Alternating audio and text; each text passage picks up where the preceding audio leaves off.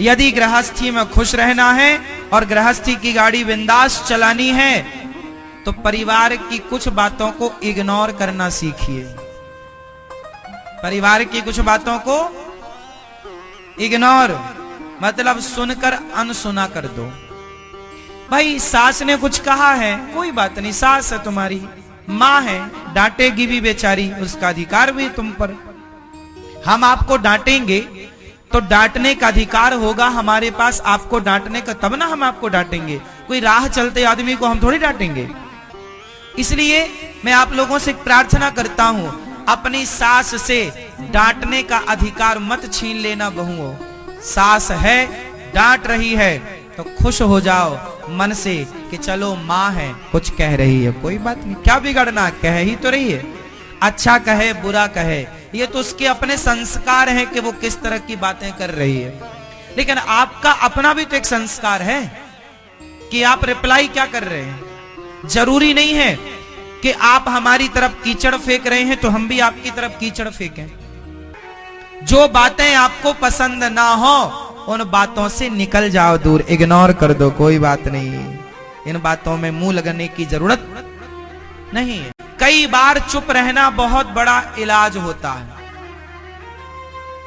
चुप रहना बहुत सारे झगड़े को बचा लेता है चुप, लेकिन आपको चुप नहीं रहा जाता, इग्नोर नहीं कर सकते हर बात ना।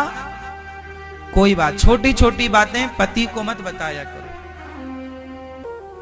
90% स्त्रियों का स्वभाव यह होता है कि वो अपने पति से अपने सास की, अपने ननंद की, अपने भाभी की गलत बात तो शेयर करती है यदि उन्होंने कुछ गलत कह दिया, गलत व्यवहार कर दिया, लेकिन 90% स्त्रियां अपने पति से कभी अपने सास की, भाभी की, अपनी ननंद की तारीफ नहीं करती कि सुनो भाभी बहुत अच्छी है, मां बहुत अच्छी है। हमेशा वो क्या बात करेंगी, हमारी तुम्हारी माँ ऐसी है, तुम्हारी माँ ऐसी है, ये किया, ये व्यवहार किया, तुम्हारी भाभी ऐसी है, तुम्हारी बहन ऐसी है, देखो नागिन की तरह डसती है तुम्हारी बहन, ऐसा किया। अच्छा ये बताओ, इससे रिश्ते चलेंगे क्या? रिश्ते इन बातों से नहीं चलेंगे, लिख लो। रिश्ते चलाने के लिए इन गंदी बातों को इग्नोर करो और सदा अपने पति से, अपने सास की, अपने भाभी की, अपने ननंद की, क्या आपका दिल इतना बड़ा है कि तुम्हारी सास गलत है, ननंद गलत है, फिर भी आप उसकी गलतियों पर ध्यान ना देकर आप उसकी अच्छाइयों पर ध्यान दे रहे हैं कि ये देखो ये अच्छी। यदि व्यक्ति की एक बात बुरी है, एक बात गलत है, तो कुछ अच्छाइयां भी तो होंगी।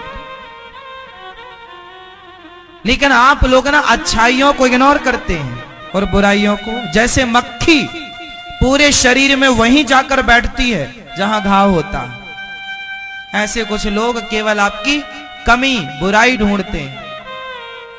ऐसे में आपका पति एक दिन सुन लेगा, 2 दिन सुनेगा, 3 दिन सुनेगा, 4 दिन सुनेगा।